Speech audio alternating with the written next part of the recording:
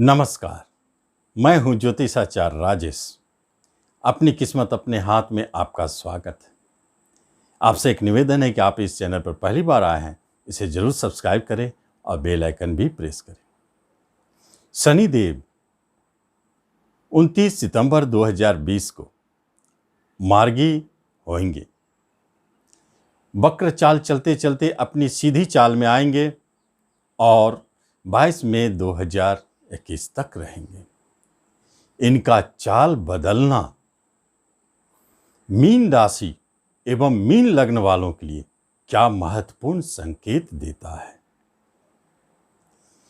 जब आपकी राशि मंडल में स्वयं आपके शरीर का स्वामी और जो योगा योग बनाने वाले ग्रह है उनके साथ यदि मिल जाए तो फिर उस शरीर को उस योगा योग का सुख मिलने से कोई नहीं रोक सकता है। क्या योगा योग बनाते हैं? गोचर में शनिदेव 3, 6, 11 ये 3 ही स्थान उन्हें मिले हैं जहां अपनी शुभता दिखाने का अवसर प्राप्त हो।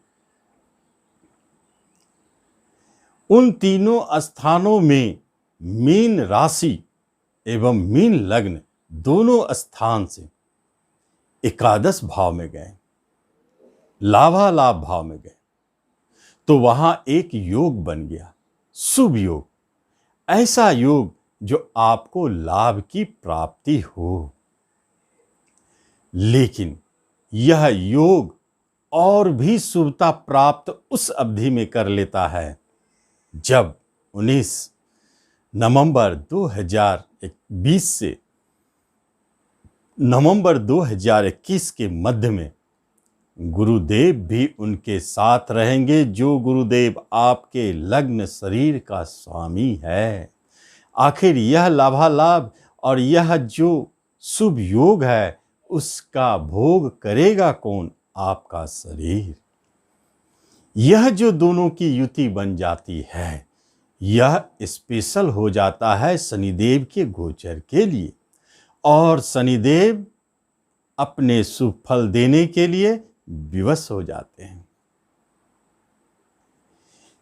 तो क्या हो सकता है? आपको लाभ की प्राप्ति, बड़े लाभ की प्राप्ति। एक बात है, लाभ कहां से हो? आपके कर्म के भी तो स्वामी है, विदेश घर के स्वामी है, एक्सपोर्ट इंपोर्ट के स्वामी है, जॉब के स्वामी है, प्रमोशन के स्वामी है, इंक्रीमेंट घर में बैठे हैं।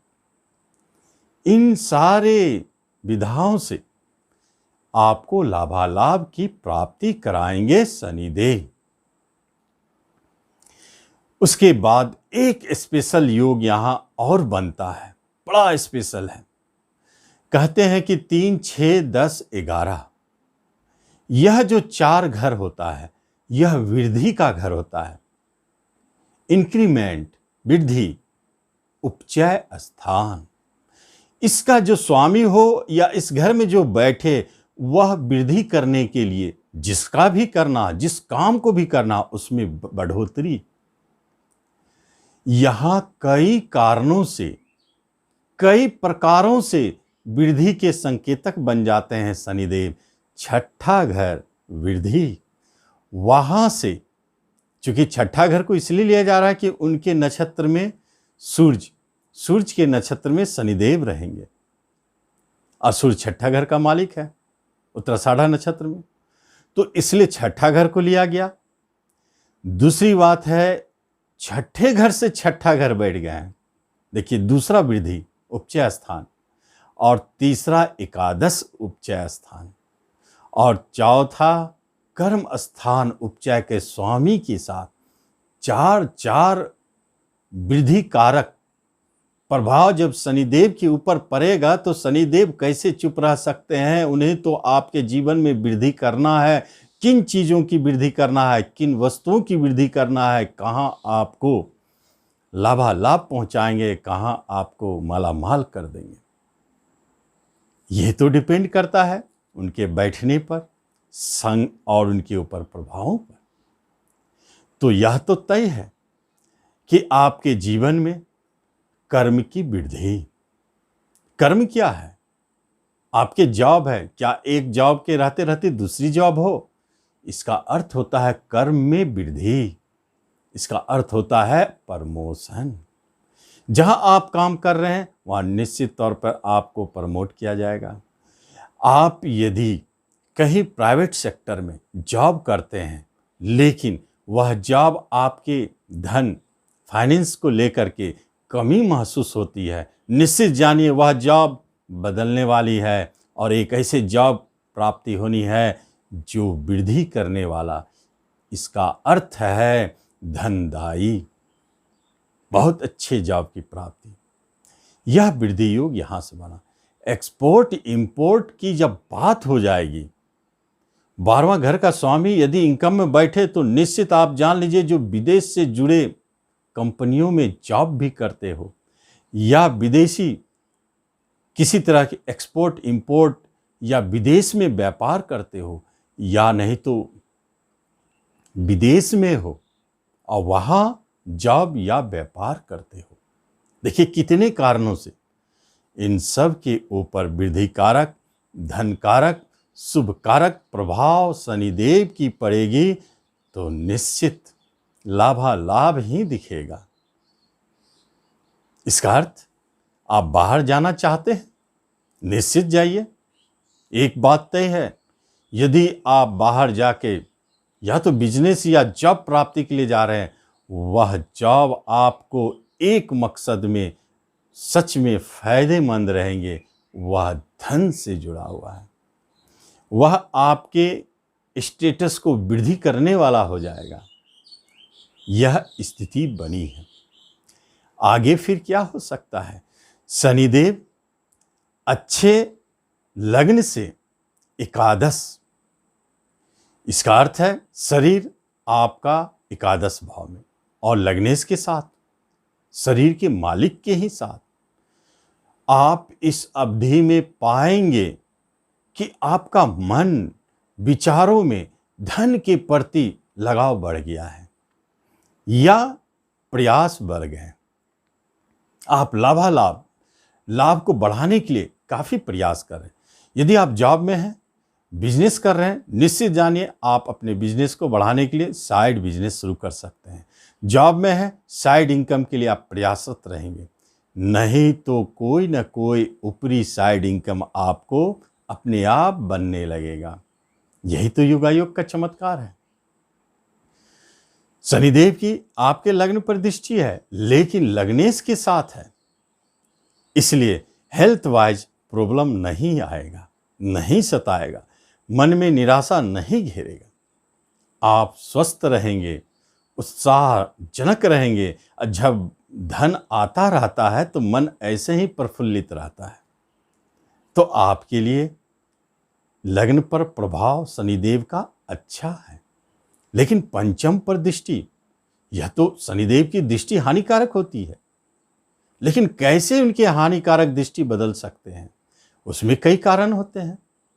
पहली बात है, पंचम चंद्रमा के नक्षत्र में जब चलेंगे आपके जीवन में 22 जनवरी 2021 से और 22 मई 2021 के मध्य में, उस अवधि में बड़ा स्पेशल योगा योग बन गया है। एक तो चंद्रमा के नक्षत्र में रहेंगे और दूसरी बात श्रवण नक्षत्र में, और दूसरी बात उस पर गुरुदेव की दृष्टि रहेगी, यह एक महत्वपूर्ण बात है। और तीसरी बात, राहु देव भी उस जगह पर आपको खुशहाल कर रहे हैं, वहां से एकादश गोचर कर रहे हैं। तीन कारण बन जाते हैं तो फिर शनिदेव की दृष्टि कहां बची? ये 3 कारणों से शनिदेव आपको पंचम संबंधित योगायोग लाभालाभ स्थिति निश्चित बनाएंगे, वृद्धि कारक योग निश्चित बनाएंगे। जब उनमें वृद्धि शब्द जुड़ी है, धन शब्द जुड़े हैं, क्योंकि इनकम के मालिक ही बनते हैं शनिदेव, स्वगृह है और धन कारक के साथ है, तो धन तो आना है। तो यह जानिए पंचम स्थान शेयर सट्टों का है, से लाभ, शेयर सट्टों से लाभ का है, वहां बहुत बड़ी लाभ का संकेत बना दिए हैं गुरुदेव। कहीं भी इस अवधि में इन्वेस्टमेंट किया गया वह लाभदायक साबित होगा। गवर्नमेंट के माध्यम से बड़े धन की प्राप्ति, लाभ, गवर्नमेंट भी आपको, सरकार भी आपको लाभ ही देंगे। और पंचम स्थान एजुकेशन, एजुकेशन की वृद्धि, शिक्षा की वृद्धि, शिक्षा से लाभ। यह अर्थ होता है एक शिक्षा के चलते चलते दूसरे शिक्षा का शुरू होना, यह है शिक्षा में वृद्धि। और एक महत्वपूर्ण बात, संतान की वृद्धि। इसे हम कैसे समझें? जिन जातकों को, जिन्हें भी एक संतान पूर्व से होनी चाहिए, वैसे लोगों को दूसरे संतान की आगमन इस अवधि में दिखती है। क्योंकि संतान में वृद्धि, एक तो होना चाहिए, दो तो होना चाहिए, तब तो वृद्धि होगी। वृद्धि का अर्थ ये होता है जितना है उसे बढ़ा दो, नहीं है तो फिर वृद्धि कैसा। इसलिए जिनके पास संतान सुख है पूर्व से, उनके यहाँ दूसरी संतान का, तीसरी संतान का, जो भी है आगमन का संकेत, संतान संबंधित बहुत शुभ संकेत। यदि इस अवधि में संतान जन्म ले रहे हैं तो वह भी आपके लिए धनदायक, आपके घर के लिए धनदायक और आप लोगों के लिए वृद्धि कारक। वृद्धि कारक का अर्थ होता है कि जिस दिन उस बच्चे का जन्म हुआ उस दिन से आपके घर में वृद्धि दिखनी चाहिए, आपके घर में धन यश बढ़नी चाहिए, घर का विकास होना चाहिए। वृद्धि कारक का अर्थ ये होता है। बहुत स्पेशल योगायोग के साथ में पंचम पर दृष्टि डाल, लेकिन एक घर छूट रहा है, वह है प्रेम प्रसंग। इस पर वृद्धि कारक और धनदायी प्रभाव पड़ते हैं इतने महत्वपूर्ण गणों की, तो क्या हो सकता है? एक बात तो है, जो नए प्रेम प्रसंग जन्म लेते हैं उसमें एक कंडीशन छुपी हुई है। क्या शर्त है? पहली शर्त है आप पूर्व से ही एक प्रेमी के साथ जुड़े हैं और दूसरे प्रेमी का आगमन हो गया है, इसे ही कहते हैं वृद्धि। यह तो प्रेम प्रसंग के लिए शुभ नहीं है, लेकिन धनदायी और वृद्धि कारक योग अपना प्रभाव तो दिखाएंगे ही, परिणाम बाद में जो हो। यह स्थिति बनी है, लेकिन इस पूरे गोचर में वृद्धि कारक और धनदायी योगों में एक ऐसा घर छुपा है जिसके प्रति आपको बहुत सतर्क रहना है। आपके चौथे स्थान से अष्टम स्थान में इस योग का बनना धनदायी योग और वृद्धि कारक योग, यह क्या संकेत देता है? यह क्या संकेत देता है कि आपकी प्रॉपर्टी में वृद्धि होगी। यहां संकेत एक बहुत महत्वपूर्ण मिलता है, चूंकि चौथे से अष्टम हानि स्थान पर है, मृत्यु स्थान पर। चौथे की मृत्यु कौन है? आपकी भूमि, भवन, प्रॉपर्टी, ये जो चीज है, घरेलू सुख सुविधाएं, उनकी मृत्यु हो रही है। इसका अर्थ क्या है? इसकी हानि हो रही है।